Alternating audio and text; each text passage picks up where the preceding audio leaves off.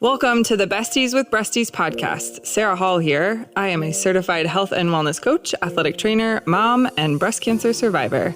I help women overcome their own mind drama to make mind shifts that open up the possibility for their most empowered and energetic life. And I am Beth Wilmus, author, speaker, and founder of a human investment organization, otherwise known as a nonprofit, called Faith Through Fire. Our mission is to reduce the fear and anxiety that breast cancer patients feel and replace it with hope and a path toward thriving. This podcast is about our experiences with breast cancer and life after as young survivors and moms.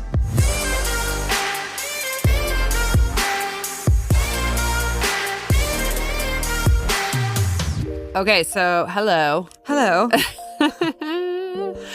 We're talking about boundaries today. Oh, this is one of my favorite subjects. That's because you don't have boundaries and I do. Wait, I do have boundaries. You've gotten better. I feel like I have less rigid boundaries than you. So you define your boundaries as good because they're rigid. That's true. My walls are a little bit more jello-y. Yes, that's true too. Actually, I only say that because when I first met you, you never said no to anything. Yeah, you're right. I am a recovering yes-aholic. Yes-aholic, yeah. When I first met you, Sarah was like, I say yes to everything. They'll say, hey, can you drive 5 hours to, I don't know, help me, blah, blah, blah, blah, blah. And Sarah's like, I'm there. And I'm like, aren't you supposed to be somewhere that afternoon on the other side of the planet? Yeah. Yeah, but I'll just go here. I think I realized that it was at the expense of me. I was not being able to do the things that I wanted to do because I was saying yes to everybody else. Likewise, since I dogged on you a little bit, my problem is that I say no to things that could potentially enrich my life and bring more purpose, meaning, and connection. And so I think that leads to isolation and loneliness, which is something that I grapple with from time to time because I purposely keep people at arm's length. So totally. I'm kind of interested in talking to our guests today. We're going to be talking to Henry Amar. He is a renowned life strategist, international speaker, and host of the podcast Making It Happen with Henry Amar. He's known for blending emotional intelligence with powerful storytelling. He delivered a TED Talk, which is how we found him, called What Porcupines Teach Us About Boundaries, where he used the metaphor of porcupines to explore the importance of healthy boundaries in relationships. So drawing on personal experience and deep insight, Henry inspires audiences to live empowered, authentic lives rooted in self-awareness and connection. So today we're going to talk about the hidden dangers of extremes. We're going to talk about fear-based versus love-based boundaries. Yeah, and how you find that sweet spot so you can live your best life. But before we get to Henry, let's hear from our first sponsor. Are you feeling scared, overwhelmed, or lost post-treatment? Do you want to reclaim your life and thrive even better than before breast cancer? Faith Through Fire Survivorship Bootcamp is designed for breast cancer survivors who are committed to living their fullest lives. If you're ready to leap forward, seize personal growth, and redefine your journey, this bootcamp will provide the path. You might benefit from our bootcamp if the excitement of completing treatment has worn off, leaving you feeling unsure about your future.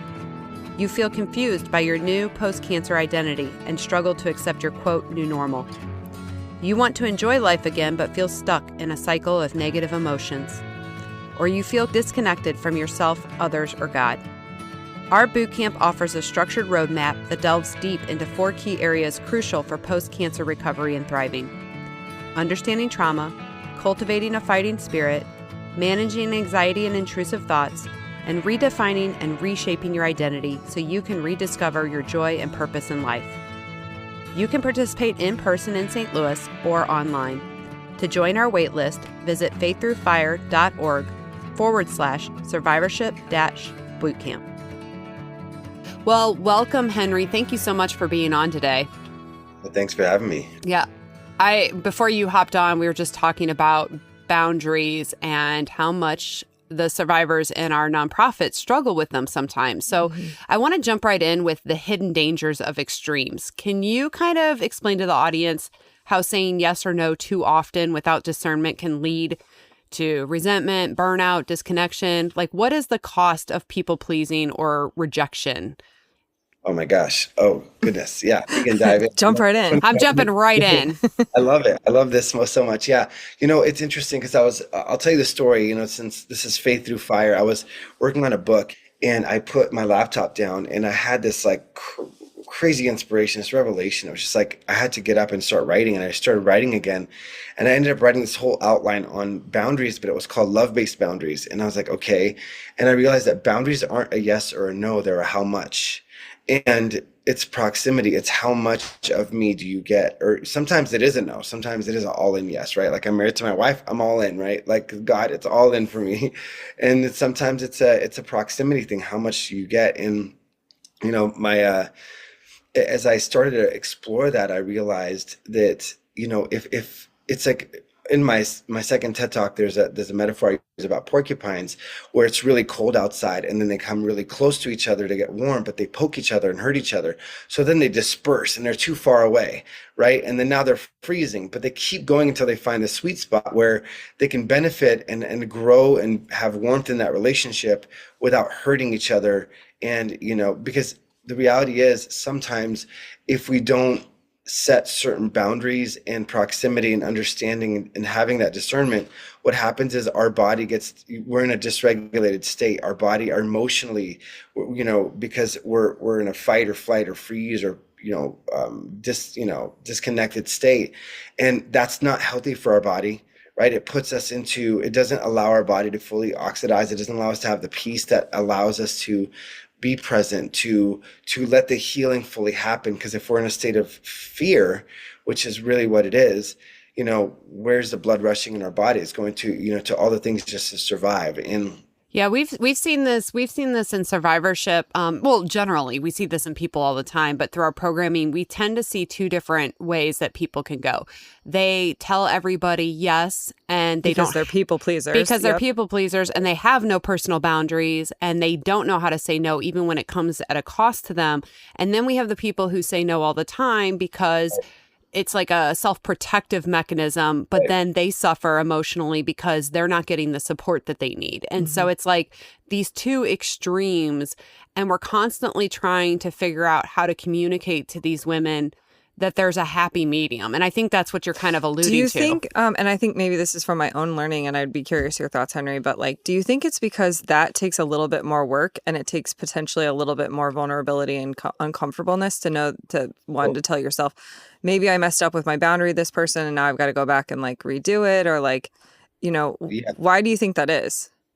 Well, great question. And so both of them are survival mechanisms, right? Because there's a belief, our number one directive for our body and our mind is to keep us safe and keep us connected, right? And so the ones that, we'll call it people pleasing, there's a belief that if I set a boundary, then I'm a bad person. Or if I set a boundary, they're not going to like me. I'm not going to be loved. I'm not, or when I was a kid, I tried to set a boundary and, I ended up getting in massive trouble over it, right? So everything, we have to start with giving ourselves a lot of grace, no matter where we are, right? Whether we have walls up, and one of my quotes that just came out of my heart was, the same walls that keep pain out are the same walls that keep love out. And I'll explore that about how it pertains to actually giving us life when we actually are able to discern. But the thing is that I think there's a misconception that people pleasing isn't a form of self-protection, but it actually is. Because the idea is if I don't set a boundary, if I let you in and do this, then I won't lose connection with you. You're not going to be mad at me. Because if you're mad at me, then I might not be enough, or I might be alone, or I might be disconnected. And I don't want people to be mad at me. I don't want to fail. I don't want to do anything wrong. We just had this happen, Henry, where we have this thing called a survivorship boot camp where we help women transition into survivorship, and it's like a 6-week long course, and it's every other week for 6 weeks. So they have to carve out an hour and a half every other week for 6 weeks. And we will have women reach out and be like, I really want to do this. I feel like I need it for my mental health. However, I watch my grandkids 5 days a week for my kids, or I can't tell my job that I need to leave work 20 minutes early in order to make the meeting. Or there's all these reasons that they put up as to why they can't invest in themselves. And I think it's so interesting because it's like they are willing to sacrifice their own well-being. I'm like, and I've had conversations with some of these women you don't think your kids would understand if you said, hey, can you pick the kids up 20 minutes early, or can you find other arrangements every other week for 6 weeks while I invest in myself after a cancer diagnosis? It's insane to me that they're struggling with this ask, but it's literally coming from this place of fear of if I let them down, then it's going to put, our relationship at risk. And I'm just like baffled as to why we got to this place where there's no safety in our relationships anymore.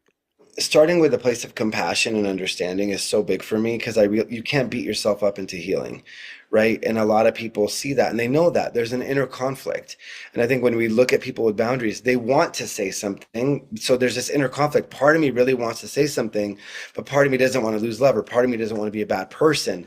And there's this belief system that is inherently deep inside of us that is so ingrained in us, right? And what you resist will persist. So instead of beating myself up around it, and I have this quote that really resonates with my soul, that is, most people tell themselves enough truth to be uncomfortable, but not enough truth to be free.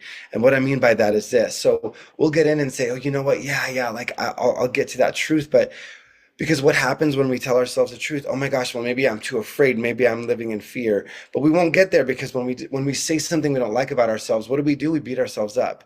And we're already hard on ourselves. The dialogue in our head is crazy for people, right? Especially when you've been through cancer, especially when you've been through something so difficult and there's so much emotion in intertwined with life, right? There's so much energy. And to me, going from a survival state to even a creator state, right? Where pertaining to boundaries specifically, when we think about it, we need boundaries and compassion within ourselves, right? Because if you have boundaries with no compassion, you have walls. But if you have compassion with no boundaries, you have no walls and you're walked all over. Both of them will lead to burnout. Both of them will lead to isolation or overcompensating, but we lose ourselves in it. And, the podcast being called Faith Through Fire, I'll tell you this. When they asked Jesus what the greatest commandment was, when I asked people this question, I was like, what did he say the greatest commandment was? He said, love God with all your heart, soul, mind, and strength, and then love your neighbors as yourself, right? We're so good sometimes at loving our neighbors and loving other people. We forget the fact that we're supposed to love ourselves and love our neighbors as ourselves. It's not selfish to love yourself. It's selfish to only to take care of yourself, or not to take care of yourself at all. Right? Where the greatest thing we can do is fill our cup and lift ourselves. And for the people that are scared to set the boundary, we think that, oh, if I set a boundary if I set a certain proximity, or if I go take care of myself, then I'm a bad person. I've also noticed that when you put boundaries in place with people, they tend to rise to the occasion and benefit from it. It's not just you doing it for yourself. It also gives them a sense of stability and understanding of what you need from them that maybe doesn't exist currently. People don't thrive well in chaos. And so if you're just constantly, like, both of you are just constantly interacting in this state of chaos, I feel like that's very unsettling for both parties. So I want to kind of talk about how much do people give in those circumstances while staying true to themselves and doing what's in their best interest. But before we do that, you want to do Boobs in the News? Let's do it. Boobs in the News is a fun segment where we read funny tweets by real people or ridiculous news stories. Boobs in the News, boobs in the news, boobs in the news. All right, you ready? Uh-huh. All right. Mom goes into labor while shopping for groceries. Thank you, Walmart, for experiencing this with me. Great. I don't know if this is a boob. It's just kind of a fun story. A Texas woman unexpectedly went into early labor while running errands at her local Walmart, and her husband caught the whole thing on camera. Oh, why? Like, what? It's a beautiful moment when you capture it at home, but at Walmart? I was just going to say, I'm surprised to hear you say that, because you like to be there for births. I mean, I do, but not hilarious. In a Walmart. It says, those bright fluorescent Serena lights. Mancera, 31, stopped by the supermarket with her husband, 27-year-old Juan, before the couple headed to the beach with Serena's family, and they had their other kids. How many other kids they have? 3. So this is their 4th. Oh, my Lanta. This is why they're shopping before when she could go to labor. She had no time. No, I'm just saying, like, on your 4th kid, you're just like, whatever. Yeah. Like, the kid will pop out and when it he's ready. probably just took a water slide right out. The picture's adorable because it's her sitting next to him and he's got his shirt off with the baby on him. Oh. Which is so cute. Well, they look like they're in the hospital there. Is that like after? It says... they look super cute. It says... I was sort of envisioning, you see those people at Walmart. No, they're adorable. Yeah, they are super cute. Juan was checking out at the register when Serena visited the restroom, and that's when she noticed blood running down her leg. So she shouted for help. As I was done paying, I walked to the front and heard my wife screaming, scared. Oh, jeez. I was in shock, but the best thing was to keep her calm, relaxed, and not leave her side. but this is why she was scared. Serena had placenta previa. Oh, that is very scary. Yeah. For people that don't know, that's like when the placenta implants low in the uterus and covers the opening, and that can cause bleeding. Yeah, you can bleed out very quickly with that.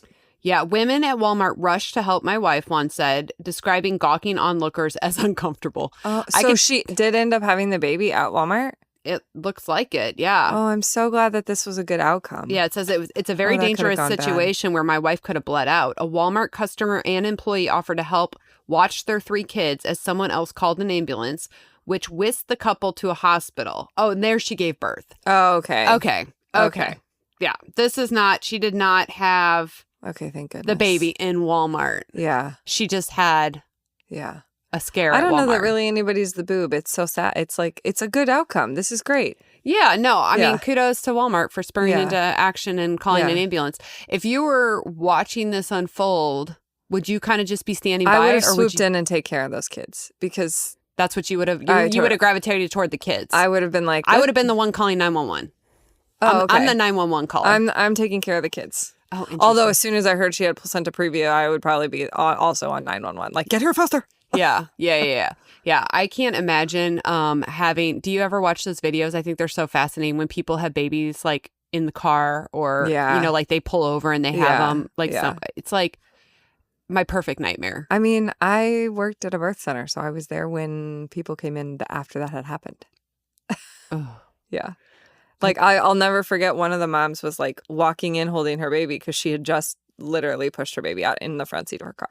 Oh my God, no. Yeah. There is a video that I think is so funny because the husband's driving his wife to the hospital. And she still has her leggings on. She has her leggings on and she's like, I got to take them off. And I think he's like, what? Okay. What? No. Well, so no. Okay, that must not have been the one that I watched because the one I watched, he wasn't freaking out at all. He was calm as can be. And she was like, the baby's coming. He's like, okay, pull your pants down. Like, I mean, he's just like, all right, let's do this. I saw one like that. I'd be like, the bodily fluids in your car. Oh, I know. That's what I kept thinking when I was watching it. I'm thinking the whole car needs to be detailed now. And then you have to go in. And, I mean, I just remember everything that came out and all those, every time they changed that sheet down there. Like, there's a lot going on down there. Yeah. I saw one too where this lady literally like dropped a baby out her shorts as she's walking. Like, bloop. Like she was walking and this lady like came over to help her and like caught the baby as it was like coming out her short. Oh my. Yeah. I don't like that. That is a situation where I would never... I mean, I know some of them, they can't help it. I have a tiny bit of envy because I feel like I worked so hard to get mine out. And I'm like, how are these babies just slipping out of people's bodies? I know. Because I feel like I felt every centimeter I mean, with my son, I was in labor for 27 hours before they did the C-section. I'm like, if I could have just plopped him out of my shorts, I would have. Maybe we're the boobs. Yeah, we're the boobs. We did it the wrong way. Yeah. There you go. Bibs in the news. Bibs in the news. Bibs in the news. So... I was going to ask you, in addition to women trying to people please to the point that it detrimentally affects them, the other thing that we'll see is that women will start evaluating their relationships after post-treatment because, they got sick. And so they start reevaluating everything in their life, mind, body, and soul. And sometimes there's people in their lives that are toxic or have really done a lot of damage to them. And they're trying to navigate the difference between cutting them out completely, which might hurt them more or affect other relationships in the family dynamic, and keeping them at a protective distance that helps them and doesn't completely, alienate the relationship. So, how much do people give in those circumstances while staying true to themselves and doing what's in their best interest? How do you navigate those choppy waters? Because for me, and Sarah laughs about this, but if I even smell a whiff of toxicity, I cut them out of my life. Yeah, great question. So there's something, I'm going to nerd out for 12 seconds. But before I do that, so we have to count the cost, right? Because if someone around you is putting your body into a state of fear because you're dysregulated around them, you're tippy-toe, you're walking on glass.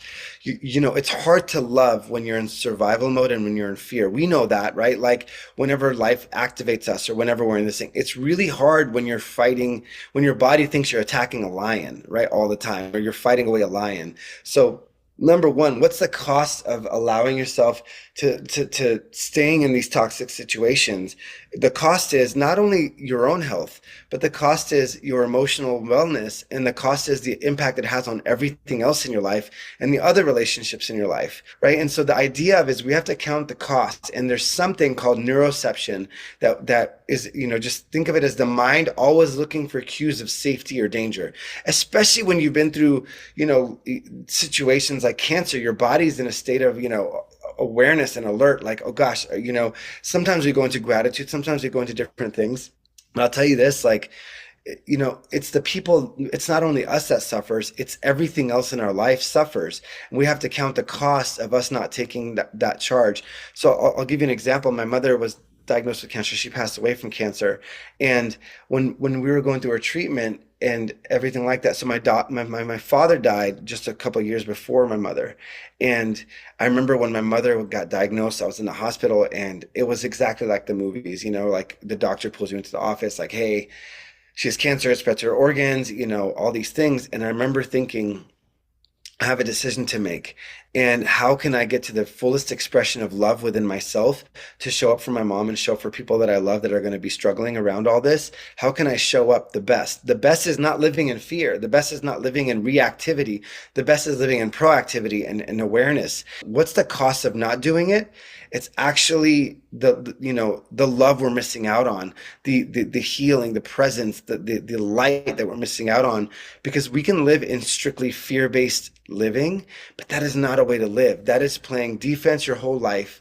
And if you play basketball, the best score you could have if all you play is defense is 0-0. So we have to understand and take full charge of our life and say, listen, and if if there's survival of cancer, we know how sacred life is. So we can't just go and just throw time away. Sometimes it's like, it's like, what is going to maximize your heart, your energy, your soul, and your time? And when you're vibrant in that space, what do you really want to create out of your life? Then from that place, stepping into your power, you can step in and create a life from love and presence and faith, and not a fear-based life, because a fear-based life is reactivity. A love-based life is proactive and present, and we get to go in and own our life because we know the sacredness of life. Let me ask you this, because I'm hearing two separate things. Like, I'm hearing, okay, you have to do what's best. Like, you have to pour into yourself so that you can fully love other people. And then I'm also like thinking of the people who are dealing with toxic people or who are energy depleting. And you're like, okay, it's okay to keep them kind of on the periphery and set those hard boundaries. In your opinion, 100%. Is it best to directly address the person? Like, here are my boundaries and this is how we're going to interact. Like, is it a direct conversation, or is it all being done behind the scenes without their knowledge? That's a great question. It really depends on the situation. And what I mean by that is we could pretty much anticipate how people will respond to us, right? Like, we know that people have set boundaries, but some of them are aggressive, some of them are just sensitive. If someone comes in and they're aggressive and they guilt you and they do these things, and you know yourself enough to say, I don't know if I could handle that. Like, I'm just going to give in, or it's going to ruin like so many things. In that case, you might just make an unconscious decision, like a quiet decision, and say, I'm going to go ahead and create some distance, and, maybe not say this is what's happening, or maybe I'm going to frame it in a way, we know ourselves and we know how we are, and we know, I feel really depleted and this is what I'm doing. And I just see this is time I need to take for myself. Or I do like the way you reframe it, because I think a lot of people think I have to come at them aggressively and say that they've hurt me and now I can't have any interaction with them because otherwise it's bad for me. And it's like, that's not really how that conversation can go. I do like the idea of framing it like, hey, I'm just feeling really exhausted and I don't want that to be the basis for our foundation or for our relationship. And so I am going to take some time for myself to, really figure out what my needs are. And I want you to respect that while I'm kind of going through this process. Or, I don't know what the proper way to do it is, but it's like, you can always, my husband recently just left his job to take another one. And he was just like, he really put the onus on himself. Like, I feel like this wasn't a good fit and I have to take ownership in the fact that, I didn't realize that at first. And now I'm realizing what I need. And I hope you understand this. And it's definitely not a reflection on you. There's just so many ways to kind of wordsmith It's Yeah. But one thing that I'll share really fast is think about this. If you went and you parked a car in a neighborhood, right? And you go out and you come out and they're getting a parking ticket. And you're like, wait, what am I getting a ticket for? And the cop's like, well, you're not supposed to park here. Like, well, where's the sign? Where's the sign? And you're like, well, no, you're just not supposed to park here, right? And you're getting punished for something that there was no explicit boundary set, right? And a lot of times, if we don't set a boundary, then what ends up happening is people will still get punished because we're either depleted or we get activated, or they're like, oh my gosh, like, I think that's an excellent point, because that's a conversation that comes up in in my family all the time. Because for me, and I'm very black and white, just to be transparent, but for me, I'm always telling people, you can't punish somebody and withdraw from them without telling them why. It's not kind to them. Like, you have to be willing to have the conversation of, I feel myself withdrawing. Here's the reason why. Moving forward, I think it would be best if we did X, Y, and Z. Now, there is a nice way to frame that, but I totally agree with you that what a lot of people do is they set these private boundaries without actually telling the other person. And then the other person is in the dark as to why you're more distant or not as available to them. And they're wanting relationship with you and you're withdrawing, and nobody has had the direct conversation as to why. Do you know, and Henry, I'd love to hear your input on this, but you know what I call people out on sometimes is, like, if I ask them for something or ask them to do something, I used to always be like, if it's too much, just say no. Like, and that was like my people pleasy part. But now I just make the ask and then I wait for their response, because I find it really interesting. I can almost tell when somebody is like, oh, I really have a lot going on, or I have this or that. And it's like, sometimes it's a very vague answer. And I'm like, it's okay if you just want to say no because you won't, like, because it's too much, or it's okay if you just say no because you just want to have you time, or like whatever the case may be. Because I think people feel like they have to give you an excuse for things when there's no excuse needed. I would respect them a lot more if they were just like, actually, I plan to go for a walk on my own to listen to my podcast, like, or, to do whatever.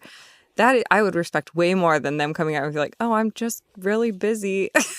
Yeah. I think something important to say before we sign out is that I call them love-based boundaries for a reason, right? Yes. I do have a lot of compassion. We have to tune into ourselves and ask ourselves, am I only a yes or a no because that's a fear-based thing, because every time I'm in the middle, or am I in the middle because I don't want to lose or fully let anybody in, right? We have to ask ourselves why.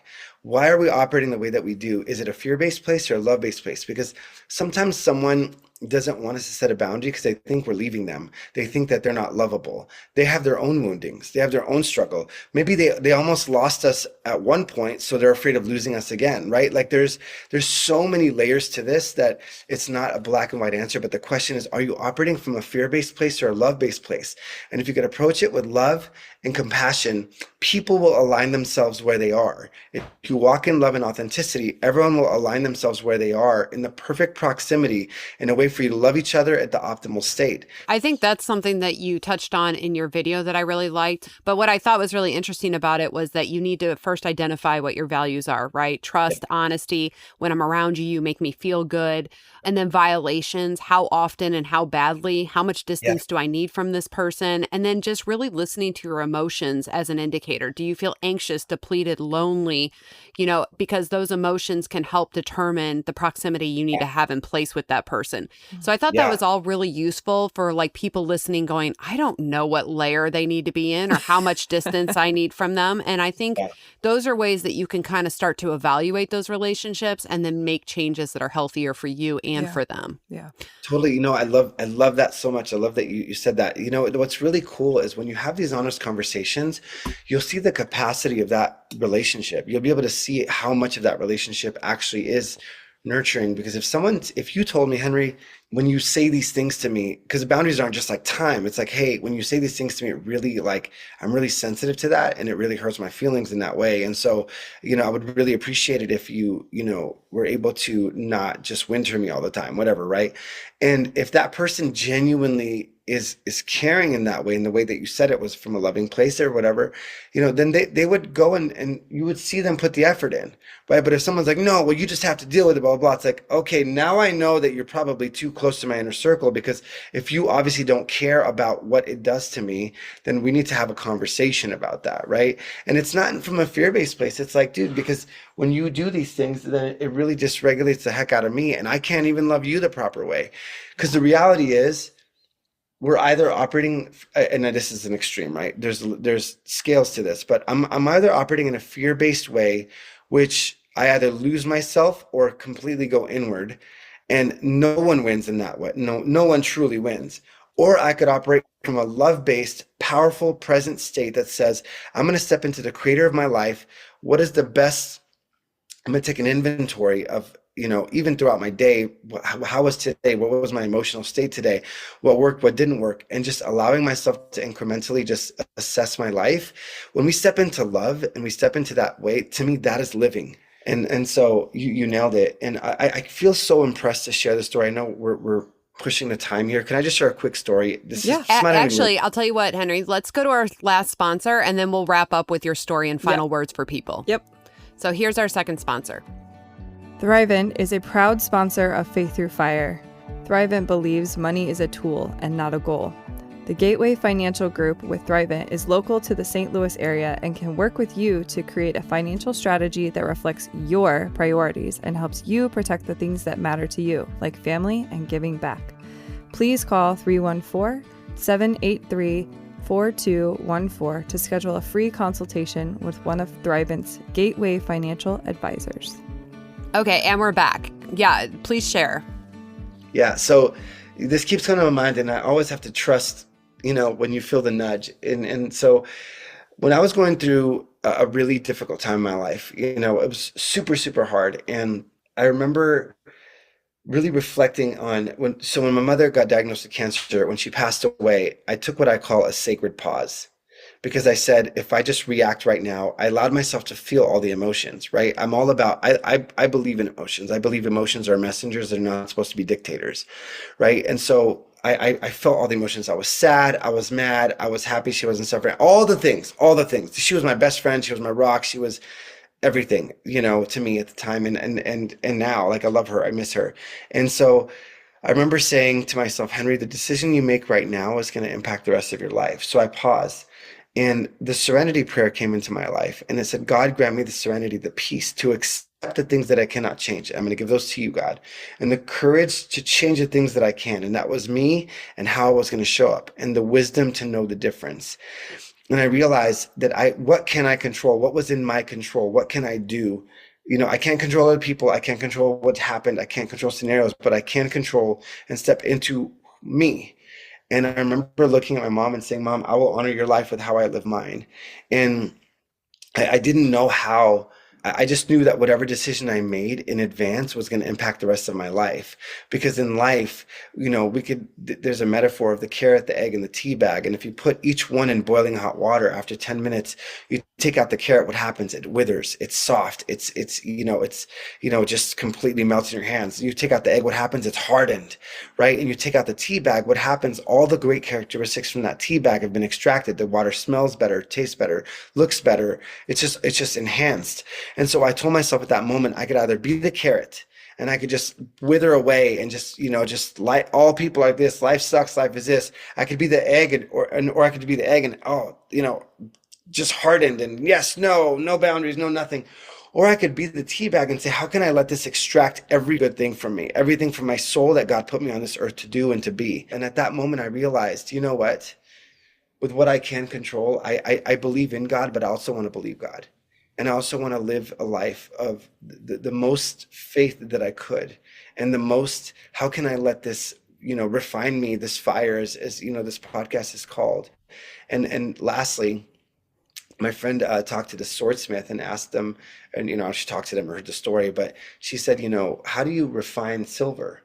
And he said, well, I put it in fire, not so much that it burns it, but not so little that it doesn't refine it. He said, how do you know that it's done? He said, when I could see my reflection in it. And to me, sometimes I'm just like, I want God to see his reflection in me. It's love. God is truth. God is love, right? God is light. And so for me, I can't control what I can't control, but I must control what I can. And the best thing I could do for anybody is actually step into that love-based state, step into choosing my life and the power and the sacredness of every day that I have, and choosing my life. Because if I don't choose my life, it's not my life. And God gave me agency. That's So awesome. I just wanted to share that, just because I don't know who needs to hear that, but it came on my heart, and I appreciate you. Thank you so much for sharing your insights. Go check out the TED Talk, What Porcupines Teach Us About Boundaries. Thank you, Henry. Thanks so much. All right. Have a great day. We'll see you next time. Until then, Bye. thank you for being a listener of the Besties with Breasties podcast. If this podcast had a positive impact on your journey, leave us a review or consider becoming a supporter. You can donate with the link in the show notes or at faiththroughfire.org. This episode was hosted by Sarah Hall and Beth Wilmus, audio and production edits by Innovative Frequencies.